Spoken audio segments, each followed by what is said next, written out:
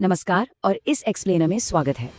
आज हम एक ऐसे टॉपिक पर डीप डाइव करने वाले हैं जो हम सबकी जिंदगी से जुड़ा है। एक ऐसा सफर जो शुरू होता है दिमाग में छुपे हुए बिना सोचे समझे फाइनेंशियल डर से और हमें ले जाता है बिहेवियरल इकोनॉमिक्स के साइंटिफिक कॉन्सेप्ट्स की तरफ और आखिर में ट्रू फाइनेंशियल फ्रीडम तक। अक्सर हम सोचते हैं कि पैसे के मामले में हमारे फैसले बहुत लॉजिकल होते हैं, पर रियलिटी में हमारी आदतें कुछ और ही कहानी बताती हैं। ये एक ऐसी इनविजिबल फोर्स है जो लोगों को आगे बढ़ने से रोकती है। तो चलिए सीधे शुरू करते हैं। आज हम इन 5 मेन पॉइंट्स पर बात करेंगे। The money fear paradox, childhood scarcity and trauma, the middle class trap, prospect theory and loss और आखिर में स्मार्ट रिस्क्स के लिए खुद को कैसे रीवायर करें। तो सबसे पहले बात करते हैं द मनी फियर पैराडॉक्स की। सोचिए, ऐसा क्यों होता है कि लोग अपनी ही फाइनेंशियल ग्रोथ को रोक देते हैं जबकि उन्हें पता होता है कि सही क्या है। दरअसल बुरी फाइनेंशियल हैबिट्स किसी विल पावर की कमी का नतीजा नहीं होती हैं। ये हमारे दिमाग में बसा एक बहुत ही गहरा सर्वाइवल मैकेनिज्म है जो किसी खतरे के समय इंसान को बचाने के लिए बायोलॉजिकली डिजाइन किया गया था। एक तरफ तो हमारा लॉजिक कहता है कि पैसे बचाओ, सही जगह इन्वेस्ट करो और वेल्थ बनाओ, पर रियलिटी में क्या होता है? डर।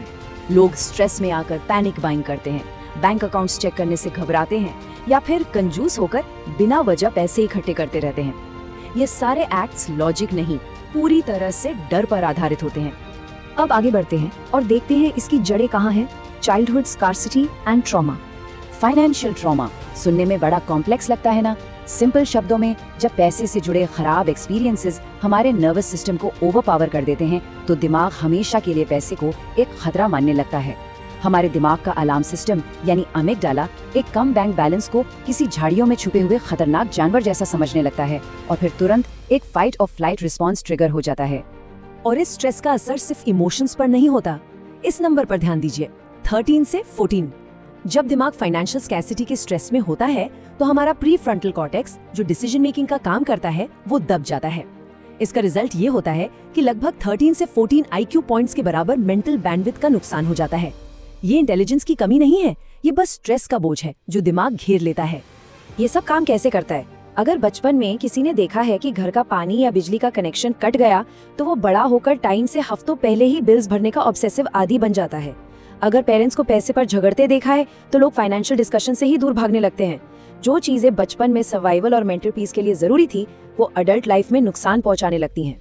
इन्हीं सब अनुभवों से 4 मनी स्क्रिप्ट्स पैदा होती हैं।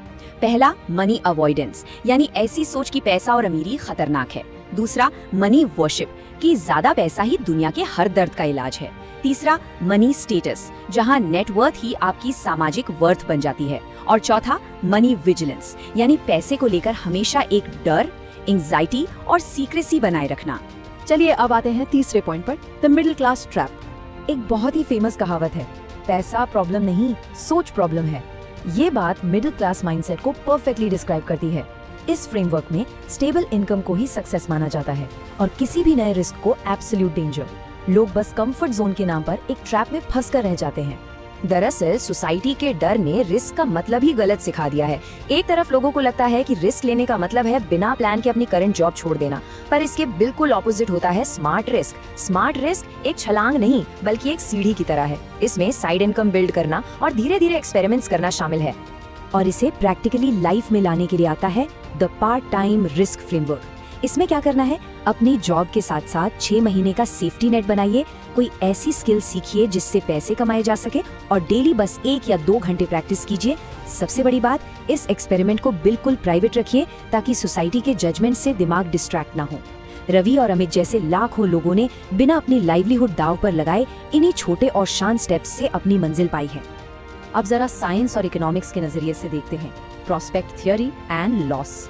1979 में बिहेवियरल इकोनॉमिस्ट डैनियल kahneman और एमोस ट्वर्स्की ने एक थ्योरी दी थी जिसे प्रोस्पेक्ट थ्योरी कहते हैं।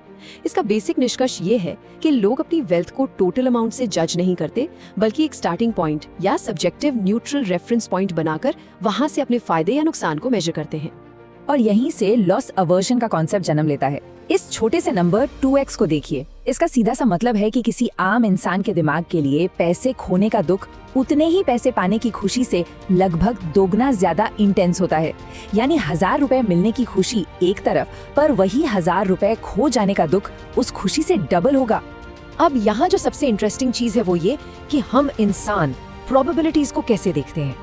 इस 4-fold पैटर्न के हिसाब से जब नुकसान होने का डर थोड़ा सा भी होता है तो लोग बेवकूफों की तरह बड़ा रिस्क लेते हैं ताकि वो नुकसान बच जाए, और दूसरी तरफ जब आसानी से फायदा होने का चांस ज्यादा होता है तो लोग घबरा जाते हैं कि कहीं ये मौका छूट ना जाए, और वहाँ वो बिल्कुल कंजर्वेटिव हो जाते हैं।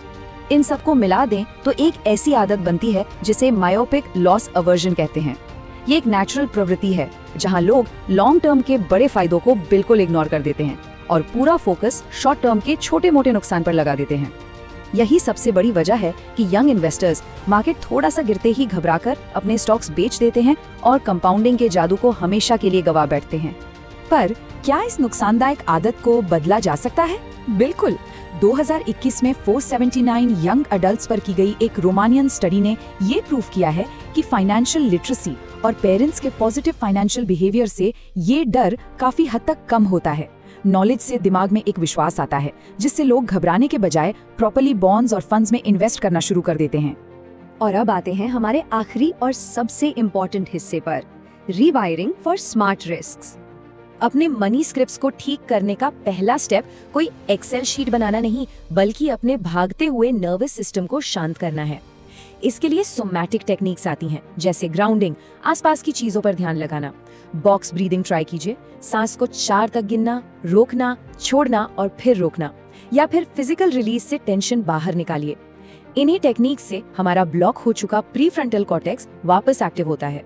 एक बात हमेशा ध्यान रखने वाली है कि डर से भागना उस ट्रॉमा को जिंदा रखता है, इसलिए ग्रेजुअल एक्सपोजर की प्रैक्टिस बहुत जरूरी है। फाइनेंशियल डर का सामना एक ही दिन में नहीं करना। अगर बैंक अकाउंट चेक करना पैनिक ट्रिगर करता है तो शुरुआत बस उसे 30 सेकंड्स के लिए लॉगिन करके देखने से कीजिए।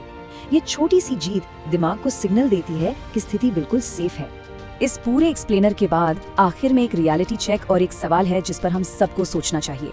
क्या हम ऐसी लाइफ चाहते हैं जहां डर और पछतावे के रूप में एक सो कॉल्ड सेफ्टी हो, या फिर हम वो स्मार्ट और सोचे समझे रिस्क उठाने को तैयार हैं जो सच में ट्रू फाइनेंशियल फ्रीडम और शांति की तरफ ले जाएं? एक ठीक से उठाया गया कदम पूरी फाइनेंशियल स्क्रिप्ट बदल सकता है। फैसला हमेशा की तरह हमारे खुद के हाथ में है।